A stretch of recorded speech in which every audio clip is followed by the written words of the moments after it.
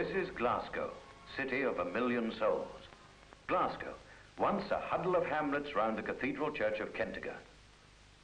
Now the grey anvil of Scotland on which the hammers of native industry have rung through long centuries of progress.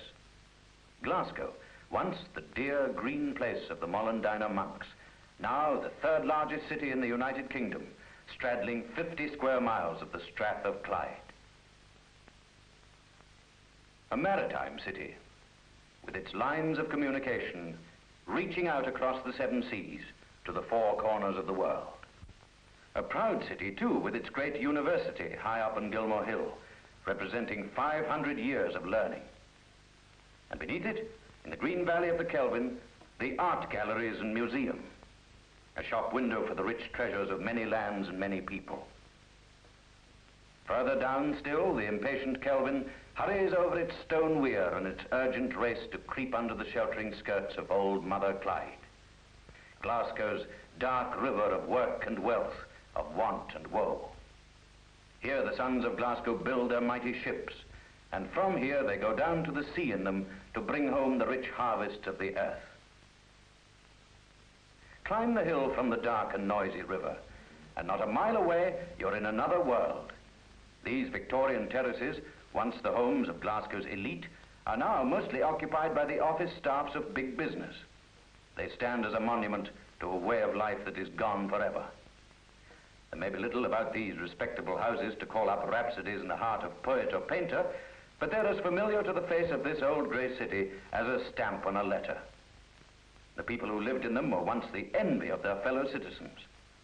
As they set out for work or enjoyment in their carriages, behind high stepping horses, they carried with them some of the solid, enduring qualities of the walls that sheltered them.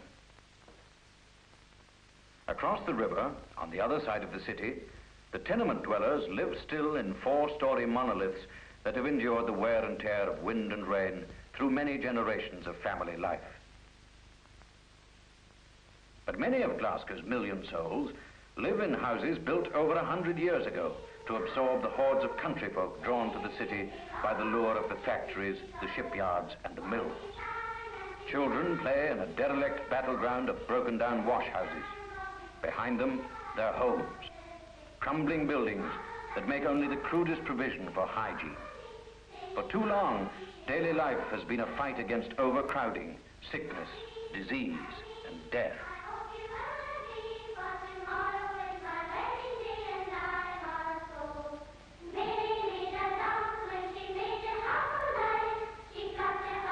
In places like this, a window box expresses the challenge of the human spirit against all that is ugly and squalid.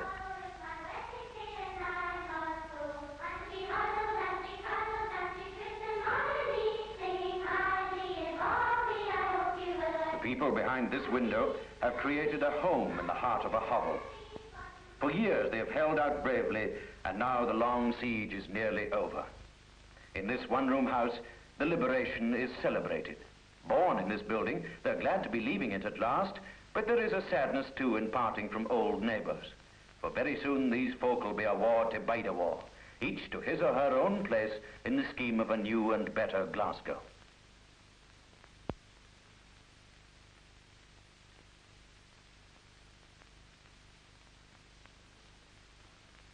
To these two, the uncertain future is just beginning to unfold like a forgotten dream coming true.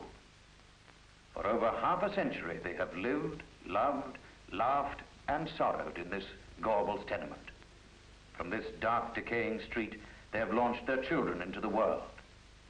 And through all the years, they have dreamed of having a window that looked out on a tree and a bit of grass. To them, tomorrow will seem like beginning life all over again.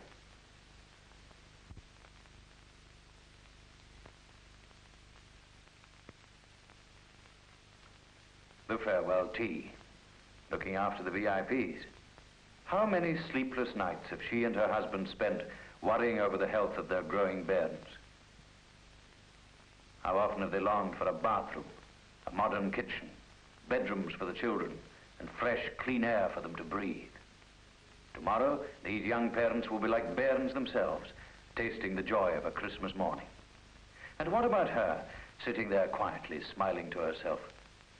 All she has wanted for years now has been a door she can shut on the world.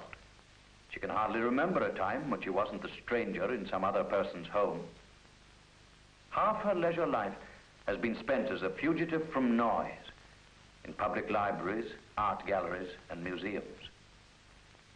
Little wonder that she smiles to herself at the promise of peace and independence in a place of her own.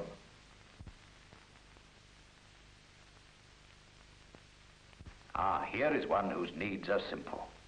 The warmth of mother love, the care and protection of a home, and a place to play with his bricks. His ambition to build and build and build and build and build until, whoops, down they come.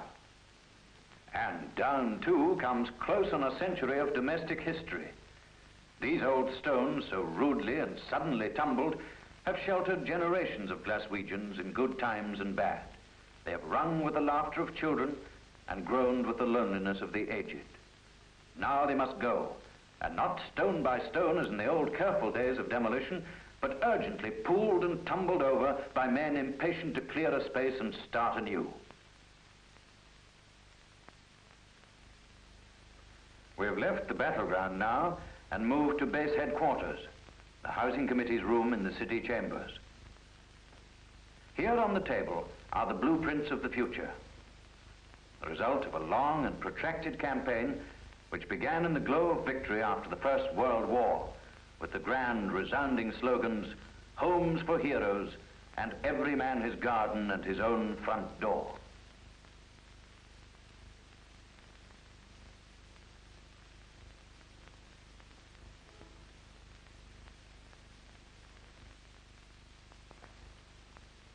Homes like those in Moss Park were built in the first years of peace to meet the needs of people who had grown tired of tenement life. It was an age of ideals. A victorious nation owed its tired warriors a new life. Victoria's city owed its people new homes. They were built and they covered a lot of land. Moss Park, Greenhead, Carntine grew and spread. In Knightswood, a whole new town sprawled over land that had been farmed for centuries. Precious acres of arable and pasture land disappeared under streets and pavements. The supply of new houses increased, but the demand seemed insatiable. As the 20s and 30s passed and more of the green land was swallowed up, it became evident that Glasgow must stop spreading and devouring. The time had come to tear up that no tenements resolution of 1934 and start building flats with up-to-date amenities, communal gardens and greens. Then came the Second World War and new restrictions on building. By 1945, a serious problem had become critical. The slums must go, the people be rehoused, but how and where? Here is one part of the answer. For two elderly people, a new beginning, a new dimension of living. This quiet corner of Glasgow, with its trees and lawns, shows one of the ways in which the city is providing for its elderly people a sanctuary in which they can carry the best of the past into the warmth and light of the future. The cottages of this small community won a Festival of Britain award. The new boy and girl are welcome to their future home. Any fears they may have had that this last move was out of the tide and onto the beach are swept away in the full flood of their welcome. They have joined a happy, lively community. We laid a camera ambush for this happy citizen coming home from work. And for the first time in all her adult life, she is really coming home. Not to a noisy corner in some other person's house, but to her own home, where she can shut out the world. Where she can sit and read, watch her television, listen to a record player, or just close her eyes and enjoy being alone. After years of living in lodgings, even the simplest chore in your own kitchen can be a thrill.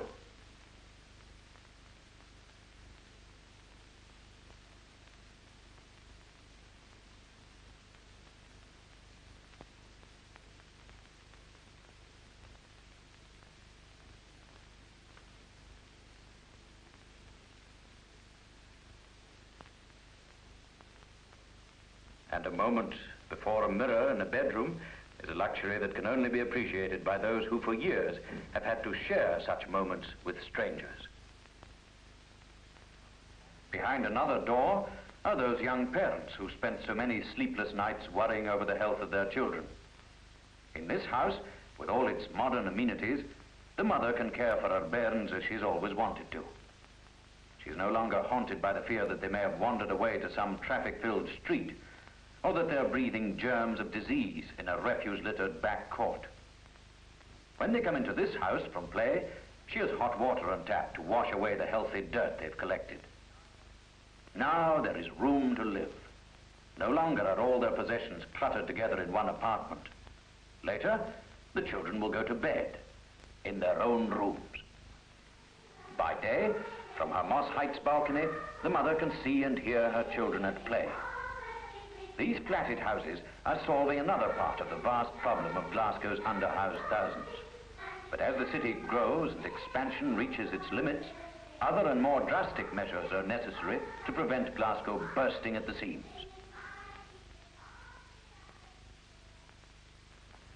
So out go the planners into the highways and byways to seek sites for new towns that will accommodate Glasgow's overspill population. This quiet little village of East Kilbride wakened one morning to find that, on paper, it had grown into a town covering many acres of land. Here, and in other areas like Cumbernauld and Johnston, many ex-Glaswegians are making new homes, striking new routes, and forging new communities. Nearer home, Glasgow is reaching out to the perimeter of her expansion. Under the blades of the bulldozers, the rolling farmlands of Renfrewshire and Lanarkshire have been planed down to cradle the new communities of Castlemilk, Easterhouse, and many others. Here, under the hands of the builders, the walls of a new Glasgow are rising, and soon there will be another pilgrimage of covered vans bringing escapees from the dark tenement areas of the inner city to the sunlight and healthy living of outer Glasgow.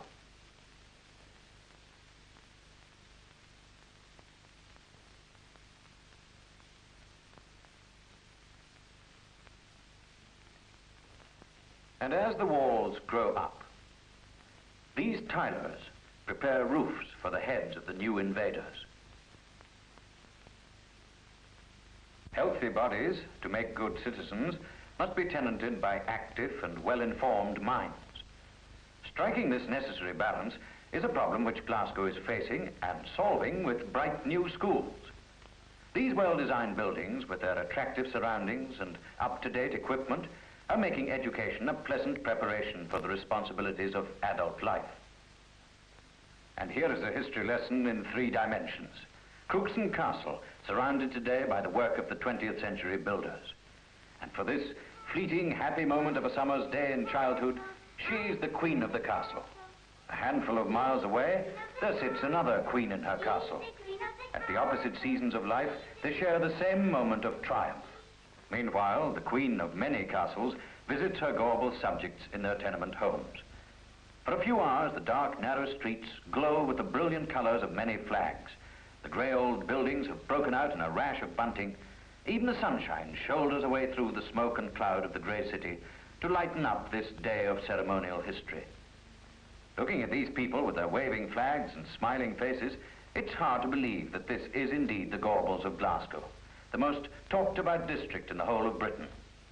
Imagination has built its own composite picture of Gorbals based on sensational reports of minority behavior.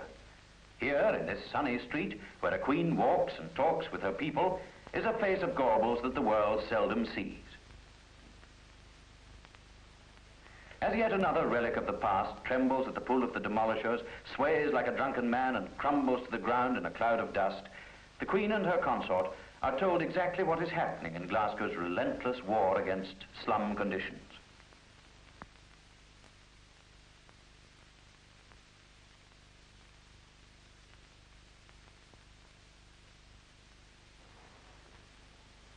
They are told what is being done to transform scenes of desolation and decay like this to this, and this to this.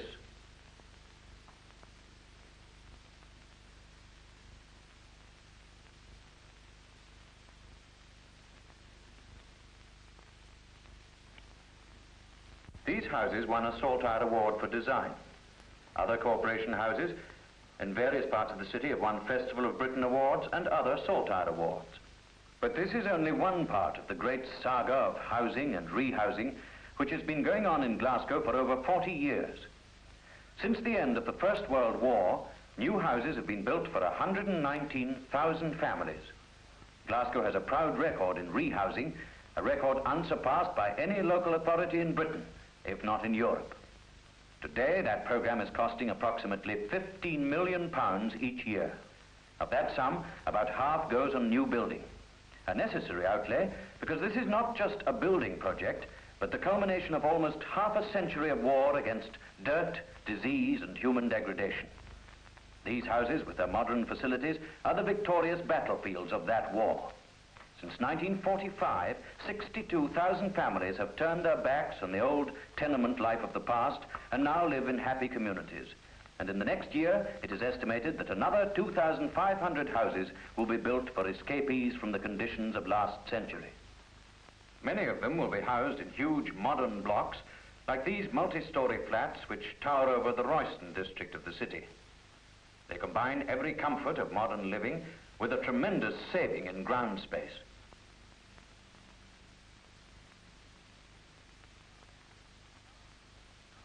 And now, back across the river to Gorbals. Not long ago, this huge plot of earth was covered by broken and condemned houses. Today, it is the cradle of the new Gorbals, another experiment in better living. Gorbals turns its scarred face to the dawn of a fairer and finer future, as Her Majesty the Queen unveils a foundation stone. The tumult and the shouting dies. The captains and the kings depart. But behind them they leave the memory of a great day in Glasgow. For this is the day of a second front against the insidious enemies of a free and happy society. The beachheads have been established, the order is advance. Today the bulldozers, tomorrow the builders. Today the dust of the past, tomorrow the soaring phoenix of the future as Glasgow climbs to the skies and to a better way of life for her children. The captains and the kings depart. There, down the long, long road of today and tomorrow, goes a captain and his queen. To where? To what? Follow them and see. Follow them closely, for these are the very important people of this royal day of history. Follow them into the future. Then, indeed, can Glasgow wear the Festival of Britain and Saltire Awards with all the pride of Mungo's medals.